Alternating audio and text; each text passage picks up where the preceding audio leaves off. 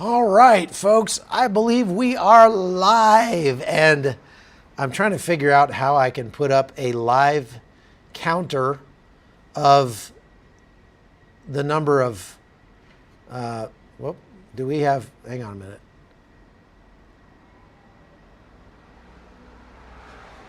I'm only 50 subs away. Can you see and hear me? Just making sure. I'm going to restart that and... Oh, yeah, okay, we're live. All right, good. Oh, so close. So, folks, if you have not, obviously, hit the subscribe button. This is my urgent plea. Please hit the subscribe button and get us over the... We only need 50 more. I'm trying to figure out here if I can bring up a window that shows the real-time count. Somewhere in YouTube here, the YouTubes, there is a real-time count. No, I'm already, okay, that's not it. YouTube Studio, I'm looking for the real-time view count. Maybe it's on channel analytics. Overview. Real time. There we go. See live count. There it is. Okay. Now let's see if I can show it to you. That's the next trick. Yes, there it is. All right. 99,963. That's what we got so far. And I'm going to pull this chat box up. And yeah, I just wanted to back up and take a look at how this channel has grown since last October when the war started. This is amazing. And for those of you who maybe have thought about trying to have a successful YouTube channel where you could actually make some money perhaps, let me give you some hope and some motivation. I started this YouTube channel when I got fired from my job at the National Rifle Association. I say fired. They decided not to renew my contract. Hello, Joyce. Thanks for being here. I had a contract with the National Rifle Association for 6 years, and I was making a lot of money. I was making about 5 times what most news organizations pay, because I was actually working for a publicity company that was doing the publicity for the NRA, the National Rifle Association, and they came and recruited me kind of away from CBN. I never really stopped working for CBN. I just stopped getting paid by CBN because I was making so much money from the NRA that I just kept sending stories to CBN now and then, and not charging them for it, just to say thanks for all the, because they kind of got me started in the business of being a journalist. And so, first of all, let me pause right there because I got to get something to drink, and I got to have something special to drink when we hit 100,000. I don't have any wine. I don't have anything, any adult beverages or anything. I just have some bottled water.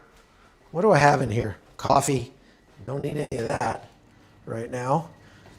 Walnut milk, hot sauce, and a protein shake. That's all I got. That's all I have in this whole house. Oh, that's pathetic. Oh well. I guess I will. I don't have a cheese latte. Oh, we got 19 to go. But I do have 50 grams of protein, salted caramel flavor. So that's going to have to do.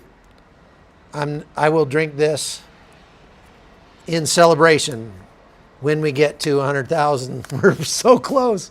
Oh my gosh. So I don't know if I can keep telling you this story because I may, I want to make this window bigger. I wonder if I can do that. Yeah, okay, I'll make this window a little bit bigger for you. Okay, so I'm going to keep telling you my story. I got fired from the NRA after 6 years. I had a very high salary there and unlimited travel budget. I could go anywhere I wanted, spend all the money I wanted. If I needed a new camera or a new lens or anything, it didn't matter. They just didn't care because they were making so much money off of me, even far more than, like I made 63 or 64 documentaries for the NRA while I was working there. And each one I made, they sold to the NRA for like big money, hundreds of thousands of dollars. And so 10 to go. So 9. Oh, maybe we should start a countdown. So I got fired from there, and I had been doing a daily commentary on their news channel that they had called NRA News or NRA TV. I was doing a daily thing there, and I knew that it wouldn't last forever. I told Connie actually when we got that job that, I think we just went down one. We went down 2. Now we got people unsubscribing. Come on, people. So I told Connie when we got that job, I said, look, this is not going to last a year. The way these people spend money is ridiculous. Ridiculous. It was, and this is donations from the National Rifle Association that they were paying to Ackerman McQueen. And I just watched the way that everybody around me was spending money. And I was like, I'm used to staying in cheap hotels because CBN, this is little old ladies, $25 a month that they're sending to us and stuff. And so we don't fly first class. We don't, do any of that. But at NRA, man, it was different, man. Just blow it out. So I said, look, we're going to ride this train as long as it lasts. I'll be surprised if it lasts 2 years. It ended up lasting for 6 years. Oh, wait, 999, 899. Come on, one more. 100,000. Yay. I know my wife is jumping up and down right now. I just know she has this happy dance that she does. And I wish I had a video camera on her right now for you to see, because I know she's jumping up and down and watching and cheering. She's my greatest cheerleader. So I want to stop right here, and I want to say thank you to my wife for her support. I want to say thank you to Nathan and Rubina for helping out behind the scenes. I want to say thank you to One Tired Mama for her tireless moderating, even on her bootleg moderating over on CBN's YouTube channel. And I want to say thank you to Snow White, who has just now started moderating just in the last few days. You guys are great, and I couldn't have done it without you, but especially to my lovely wife, Connie. I'm going to drink this 50 grams of protein. I've been drinking 4 of these a day since I've been over here. Cheers. Ah, that's good. Look at that. We jumped up to 20 like that. I mean, because everybody was waiting and they wanted to be the 100,000th. That's why.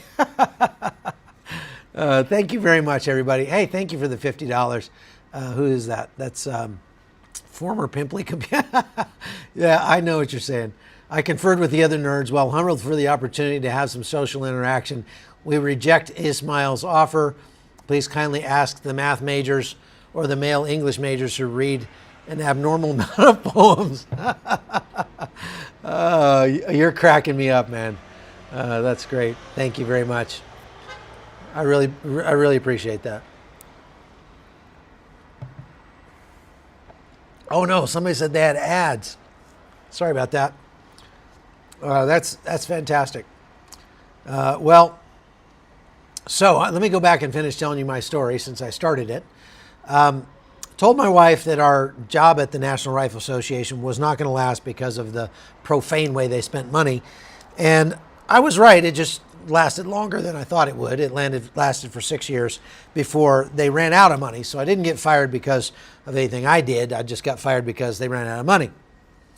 And then the wheels fell off the National Rifle Association, and a lot of the corruption and stuff started to come out.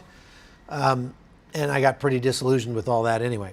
So because I had been doing this daily live commentary on the news, and I was honestly a little, I don't know if I even shared this with Connie, but I was just kind of in a funk because my income dropped by 90%. That's the second time in my life that's happened. I went back over to CBN. They're wonderful. They welcomed me with open arms.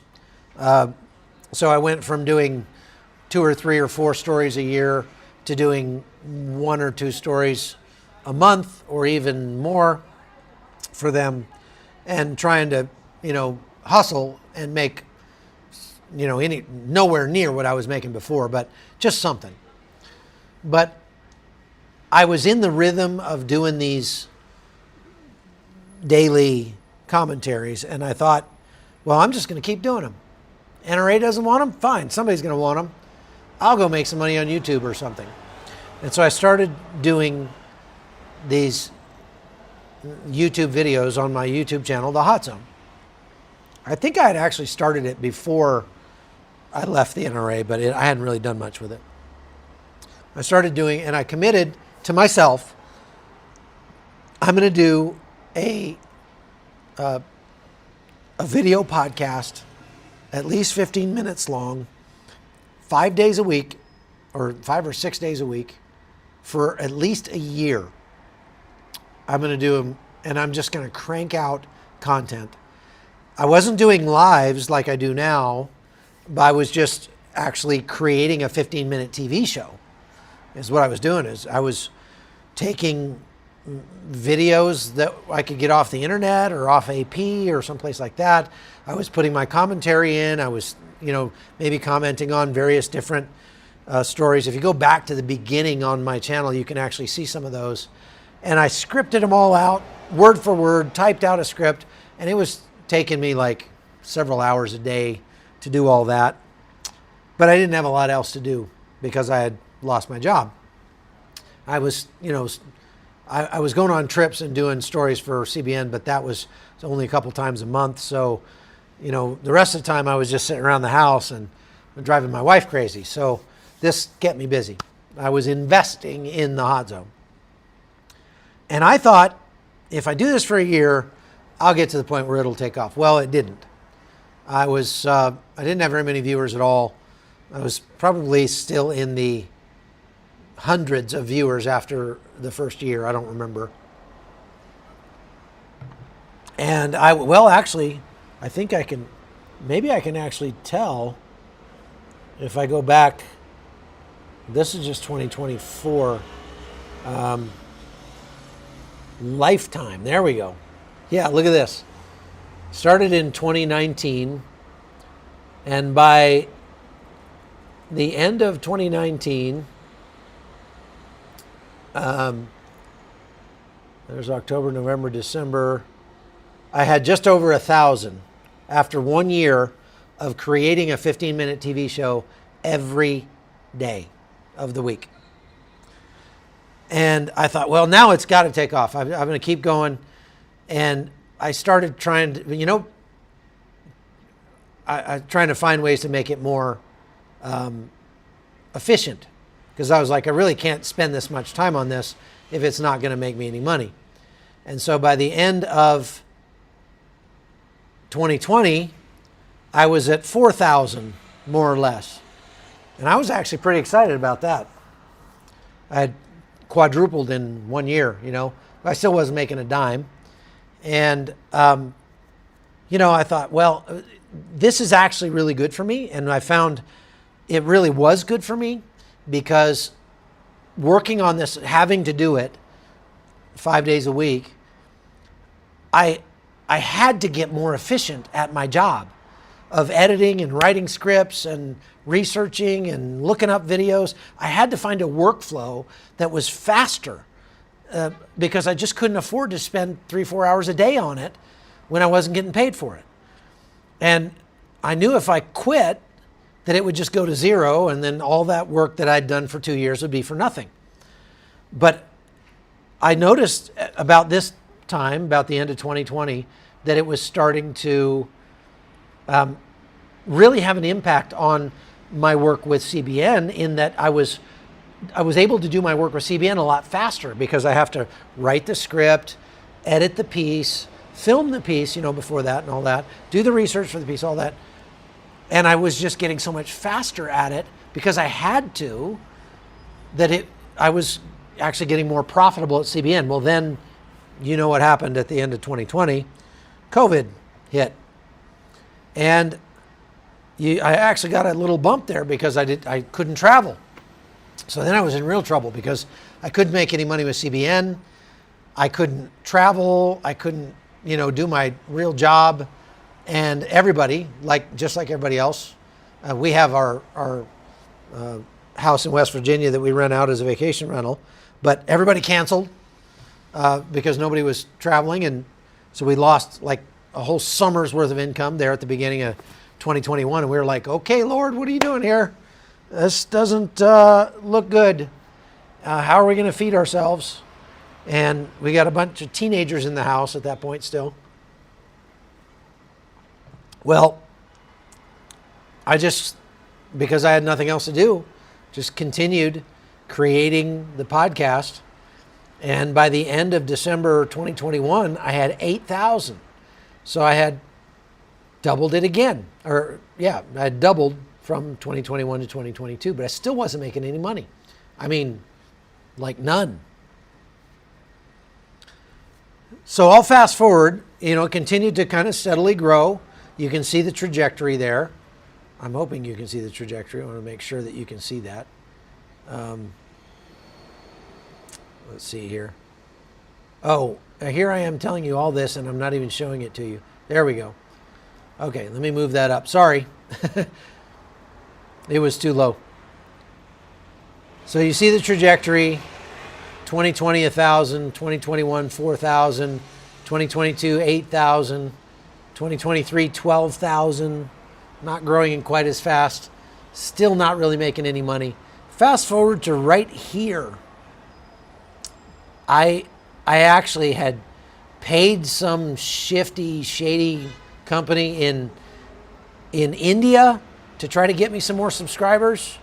They said they could do it, and they did, but I don't think it had much choice, so I had kind of a bump right here. And so I got just to about 20,000, and this is October.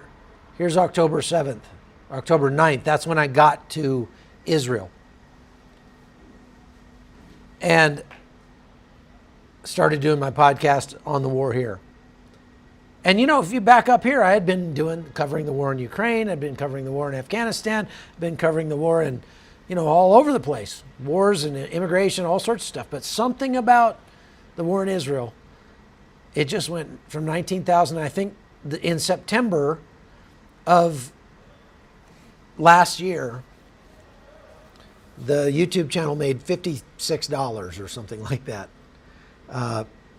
And so it was like, I was really considering just shutting it down because it's like, okay, I've been working on this since 2018, December, until now in September 2023, and it's made $50.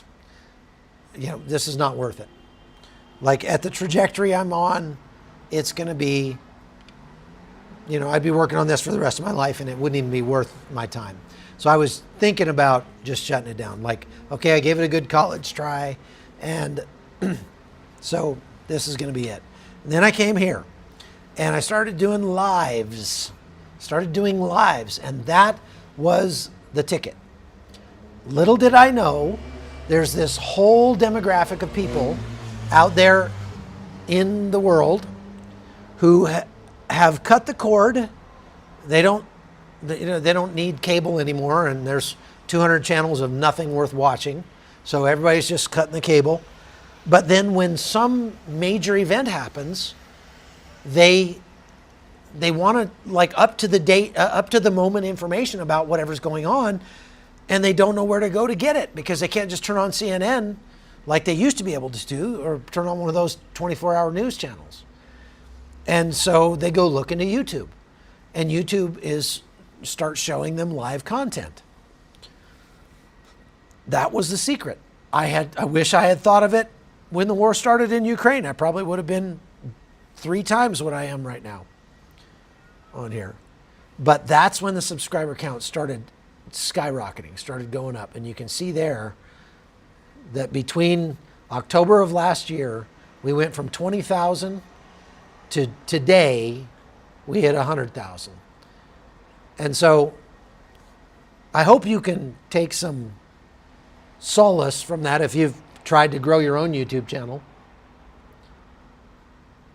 The YouTube channel now makes enough that I could live off of what it makes, especially because of the generosity of the people who follow us and support us over on Locals. I had that Locals page for years and didn't have any subscribers, but because of the people, beeper guy, he's not even moving. He's just sitting in his van, sticking it in reverse so he can listen to the sweet sound of his beeper. Knock it off! Sitting there smoking a cigarette.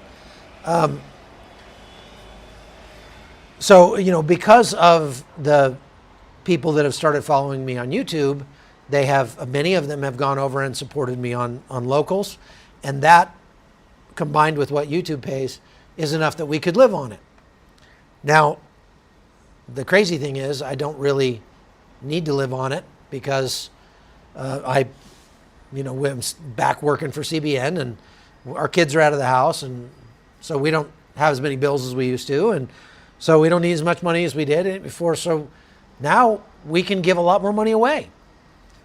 And you guys have been amazing at jumping in and helping, like those Colombian women that we introduced you to, Venezuelan women in Colombia, single moms, trying to make it, trying not to go through the Darien Gap and go to the United States illegally. And we're trying to help them not do that. And the guy that you helped get surgery on his eyes that Ghost Star Church in Panama. And there's a guy literally who was blind who can now see because of your generosity. This is the idea that I had when I started the Hot Zone, is I wanted to start something because I have people all the time who say, "Oh, Chuck, man, I wish I could come carry your suitcase for you. Hey, Chuck, next time you go somewhere, let me know. I'd love to come along." And most times they can't actually come along. And so I thought I'll bring them along by starting the Hot Zone and give you a more kind of just raw, just behind the scenes, not so polished, not so packaged ability to see what's going on and talk about what's going on in the world. And when we meet somebody who's in need, which I often do in this job, as you can imagine, I can introduce them to you directly through the Hot Zone. If I make a CBN news story about them, and you see this poor person that lost their home or that has some terrible need, is destitute or whatever, and you want to help them, and you saw the story on CBN, how are you going to do that? You're going to send the money to CBN, call them and say, "I want to go find that guy," or it's not going to work. But with the wonders of this technology, you can reach through the camera and you can directly help the people that I'm meeting all around the world who are in need. And one of the things that has always been kind of the depressing part of this job is that I see so many people who are hurting, who are in need, because that's my job, is to go to the places where people are hurting and in need. And I can help so few of them. I try. I've been trying for 20 years. I'll meet somebody, I'll give them $100 or, try my best. But you all have given me the ability to literally change people's lives because of your generosity, because you just reach right through the camera. I bring somebody's to your attention and you guys just fix it. You blow it out of the water. And we have literally paid off people's homes. We've paid for people's medical, dire medical needs. We have given people, we are literally supporting like 40 people right now. A lot of them children, because their mothers are either in jail or unable to provide for them. I'm sending thousands of dollars every month to people who need it that you all are supporting through this channel.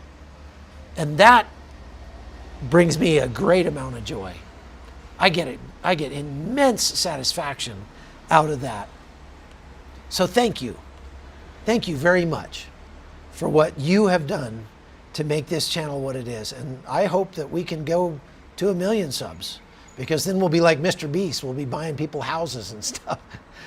Look, I'm waiting for that. Maybe I'm going to go look at the chat. Let's see.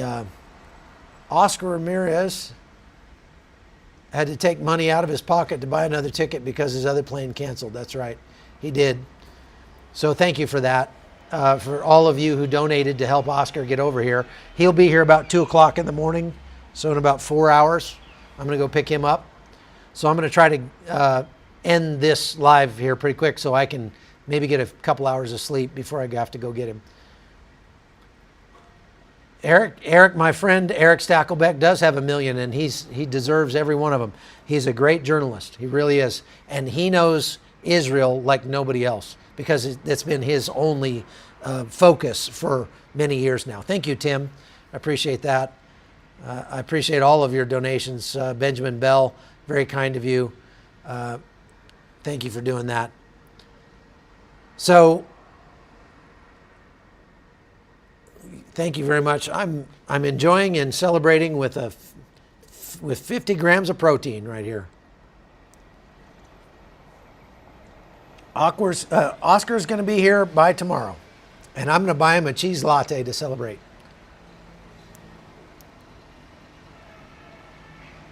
Oh, that's funny.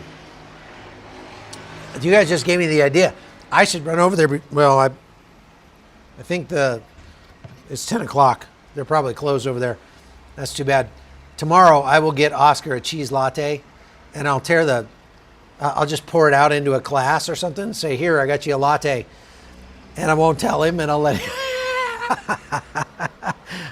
That would be quite unkind of me, I think, to get him a cheese latte, because I think the cheese in that latte came directly from the feet of camels or something. Yuck.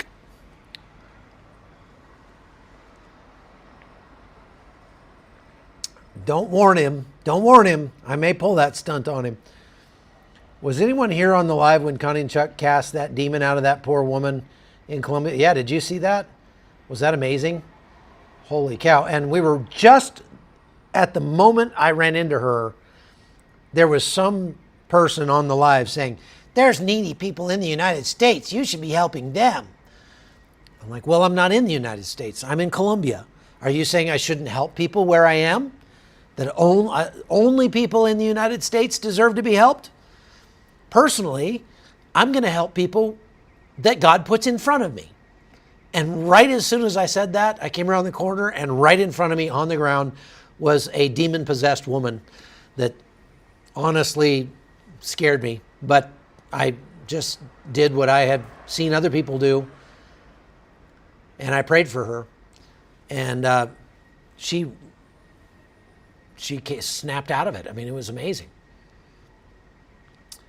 If you don't have money to help, I don't have any problem with that at all. We're doing just fine.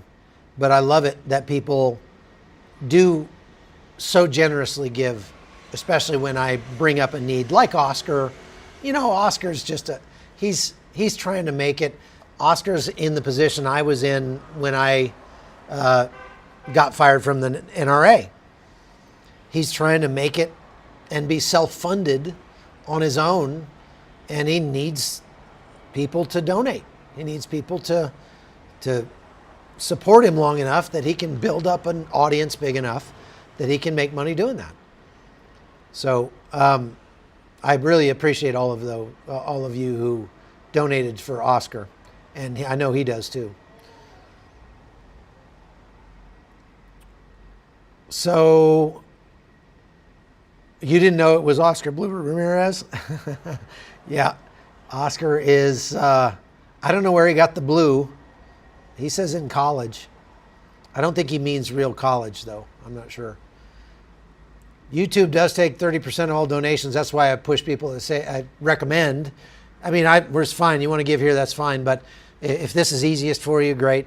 But if you want to donate, you can donate to Oscar on the Buy Me a Coffee site. There's a link that One Tired Mama put up, or go to my chuckholton.com site and donate over there.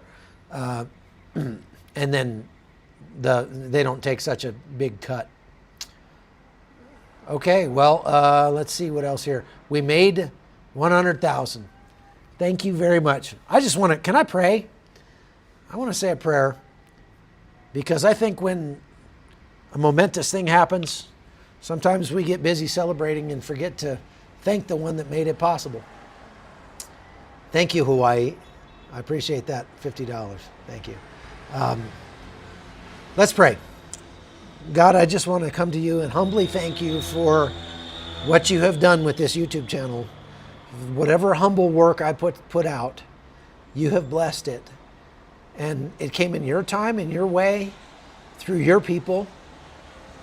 I pray your blessings on all of them. I know that there are a lot of people that are watching who can't donate, and that's okay.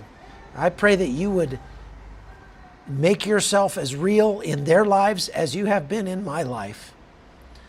I pray that you would bless them even more than you have blessed me. I pray that you would give them a deep, deep sense of your faithfulness and grace and mercy and love. And you would give them the liberty that comes with knowing that you've got it all under control. I pray that you would draw us all closer to you, Father. In Jesus' name, amen. All right. Why was I fired from the NRA? Because they ran out of money. It wasn't for anything I did. The wheels fell off the NRA. I don't know if you've followed the National Rifle Association and all the craziness that's gone on there, but the wheels really did fall off the NRA. That's another story for another time, and I would really rather not even get into it a whole lot, because it was ugly. Everybody sued everybody. I somehow escaped without getting sued by anybody, but the NRA was being led by a very corrupt man named Wayne LaPierre. And none of us really knew exactly how corrupt he was until all of a sudden my friend Oliver North started finding out things when he became the president of the National Rifle Association, and found out just how corrupt Wayne LaPierre was, and quietly went to him and said, look, this is going to tank the whole organization if this gets out. This might be a good time for you to retire, I think. That would be probably the smartest thing for everybody to do right now. And that was a very reasonable request. And Wayne LaPierre instead fired Oliver North, sued Ackerman McQueen, sued everybody. Everybody sued him back. That's still getting worked out in the courts, and the only people that really won were the lawyers. The NRA was spending more than $1 million a month on legal fees, and that money comes from people who are members of the NRA. That's why I quit donating to the NRA. So anyway, yeah, Donna says I stopped giving after my late husband passed. Probably not a bad thing. It makes me sad, because we need an organization like the National Rifle Association to help push to safeguard our liberties. Oliver North is a stud. Oliver North is one of the most moral, ethical human beings I've ever met. He is a kind, generous, true gentleman and a great patriot. And he's been a great mentor to me throughout my career. Question, do you know Dana? Yes, I do know Dana. Dana's been put through the ringer as well. But, it kind of came with the territory. She was the spokesperson for the NRA.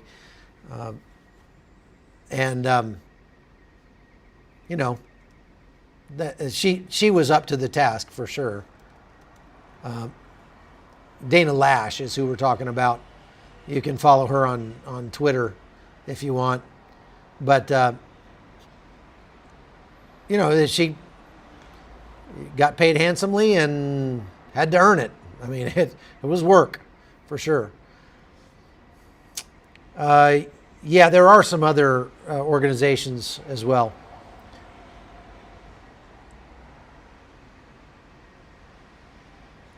Do I have any other plans or dreams for our channel? Well, Christine, what I was saying was I would like to see this thing get to the point where we can help a lot more people with it.